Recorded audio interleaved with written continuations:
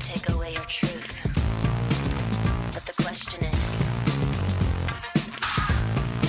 can you handle mine? They say I'm crazy. Selamat malam pemirsa, selamat berjumpa kembali dalam acara Info Seniman. Yang pada malam hari ini kita menampilkan seorang seniman yang lain daripada yang lain.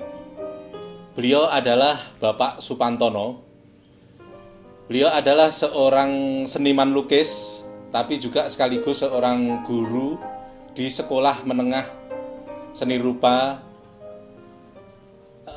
Indonesia, Yogyakarta, yaitu SMSR. Kecuali menjadi guru, Pak Supantono juga seorang tutor di Universitas Terbuka yang juga mengajar para mahasiswa di Yogyakarta. Baiklah, pada malam hari ini kita langsung saja berbincang-bincang dengan Pak Supantono. Selamat malam Pak Pantono. Selamat malam Pak. Mungkin Pak Pantono perlu menjelaskan sebetulnya selama ini karir Pak Pantono sebagai pelukis itu dimulai dari mana Pak? Karir saya saat melukis itu sebenarnya dimulai dari waktu kecil. Jadi waktu kecil saya suka menggambar. Iya. Menggambar. Jadi ketika itu saya tidak mengenal yang namanya itu warna, apa itu warna. Saya hanya menggunakan pensil. Jadi waktu itu memang untuk pensil berwarna pun juga saya belum kenal sama sekali. Dan di SD itu saya waktu itu ikut lomba dan menjadi wakil sekolah. Saya juga agak kaget ketika lomba lukis di SD Ungaran semua memakai bahan-bahan yang bagus-bagus dan sangat bagus. Saya agak malu juga waktu itu, tapi saya tetap percaya diri dan akhirnya saya juga tetap ada seorang guru ketika di SMP waktu itu menyarankan saya untuk masuk di Sekolah Menengah Seni Rupa. Kemudian saya masuk di sana dan diterima. Itu awal mula saya menyukai melukis karena waktu itu juga pas saat itu juga saya pernah melihat pameran Avandi dan harganya begitu mahal dan saya lihat sangat menurut saya wah gampang sekali jadi pelukis ya kok. Karya begini bisa laku mahal, sementara saya lihat aduh jelek menurut saya waktu itu saya tidak tahu seni. Tidak tahu seni. Waktu itu menilai karyanya Avandi jelek gitu. Jelek menurut saya, jelek sekali menurut saya kok bisa hebat, ada apa ya? Setelah saya melanjutkan di Sekolah Menengah Seni Rupa, ternyata berat juga ya. Saya lulus tahun 85, kemudian saya ditempatkan untuk belajar D3 di PB Kesenian dan saya juga pernah wawancara juga Avandi juga ketemu Avandi juga pernah juga diberi sketsanya sehingga saya termotivasi untuk tetap melukis dan saya merasakan betapa beratnya jadi pelukis waktu itu. Sekarang jauh lebih enak dibandingkan zaman Avandi, zaman saya ketika melukis itu tidak banyak orang tahu lukisan ya, jadi sekarang mungkin sudah mafia seni luar biasa. Gitu ya. Bersyukurlah, jadi ada mafia juga bersyukur sebenarnya. Seniman saat ini muda-muda bisa melejit luar biasa. Iya. Saya dengar Pak Pantono dulu berpendidikan di Taman Siswa ya untuk S1-nya ya? Iya betul. Kalau S2-nya memang di ITB ya? Iya betul. Ya. Jurusan apa Pak di ITB? Saya di ITB mengambil jurusan Fakultas Desain dan saya tidak ingin mengambil murni, jadi seni murni saya khawatir lukisan saya banyak dikoleksi, makanya saya mengambil desain. Saya juga tidak mau dikoleksi banyak karena kemarin saya juga ada 3 karya keramik glasir lukis juga saya mengembangkan lukis juga, tetapi glasir ya bagus sekali. 3 itu saya minta tidak boleh akhirnya dikoleksi oleh ITB ya? Iya, jadi kadang-kadang ya itulah saya. Ini selama karir sebagai pelukis ini, Pak Pantono mengembangkan kalau pakai bahasa awam, itu pakai aliran apa Pak itu?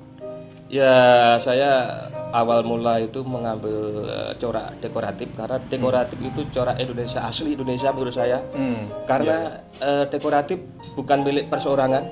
Lihat saja relief-relief Candi Borobudur, Prambanan, relief candi di Jawa Timur juga sangat banyak.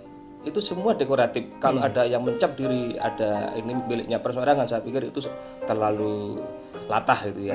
Jadi saya ingin menggali seni tradisi Tetapi tradisi yang saya olah ini tidak mati harga mati, tapi akan saya kembangkan secara inovatif, inovasi baru, sehingga menemukan sesuatu yang kontemporer. Saya mengambil corak baru, tapi saya kembangkan dengan tema-tema kekinian yang saat ini mungkin saya lebih suka pada isu-isu global warming. Sebenarnya global warming itu sudah berjalan sekian lama, sebenarnya saya sudah geluti sekian tahun, dan ternyata itu juga lukisan saya juga betul juga, ternyata terjadi perubahan bumi yang luar biasa. Saya memang memadukan antara unsur manusia, binatang, tumbuhan yang harus sinergik, harus simbiosis mutualisme. Kalau di antara tiga hal itu tidak dalam kesatuan, maka hancurlah dunia ini, akan kiamat. Iya, berarti tidak benar ya kalau misalnya aliran dekoratif itu hanya milik Widayat saja gitu, nggak benar itu ya? Tidak benar. Oh iya, betul. Seperti halnya Picasso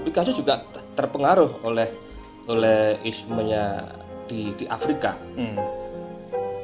Tidak ada orang yang di dunia ini yang tidak ada yang istilahnya meniru ya. Jadi kalau dalam ilmu taman siswa yang pernah saya pelajari ya, jadi taman siswa menurut Ki Hajar Dewantara itu ada 3 konsep. Apa itu, Pak? 3 konsep di dalam mengikuti sebuah pendidikan. Pertama itu adalah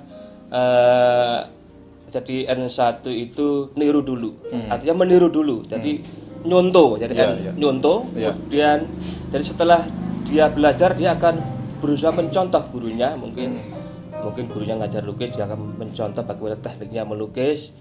Maka setelah itu dia akan niteni. Ya, N yang kedua ya. N yang kedua adalah niteni. Niteni itu artinya mencermati.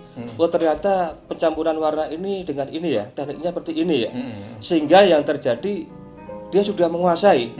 Setelah menguasai, saya pikir dia tidak akan rela kalau menjiplak, meniru seseorang. Dia akan menemukan. Halnya Jepang itu pertama kan meniru dulu ya, mencontoh dulu Jepang itu. Ketika Pulau Nagasaki dan Hiroshima dibom itu kan demikian dahsyatnya. Kemudian berapa guru yang masih hidup, bukan berapa anak-anak yang masih hidup, guru dulu diperhatikan di Jepang itu demikian hebat dahsyatnya.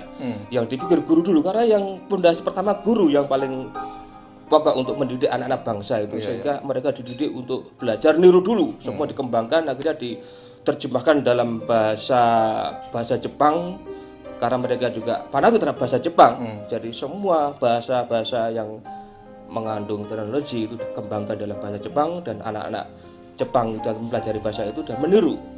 Terus akhirnya dia kan sudah meniru, akhirnya menemukan, akhirnya terjadilah merek trademarknya Jepang, ada Yamaha, ada Honda, Kawasaki. Inilah trademarknya Jepang. Jadi tidak benar kalau ada orang mengatakan niru itu berjelek. Perlu saya asal disadari bahwa niru itu hanya sekedar awal untuk belajar. Itu sama dengan memalsu nggak itu, meniru? Beda. Oh, beda. Beda sekali. Kalau memalsu itu kan berusaha sama, tanda tangannya sama, jadi ya itu yang menjadi kacau. Tapi ya, ingat juga ya. Seorang Affandi dipalsu, justru dia harus bangga. Justru kenapa itu? Dengan adanya palsu, masih ada asli. Oh gitu ya. Iya. Iya. Kalau tidak ada asli, tidak ada palsu. Oh gitu. Itu harus kita bersyukur.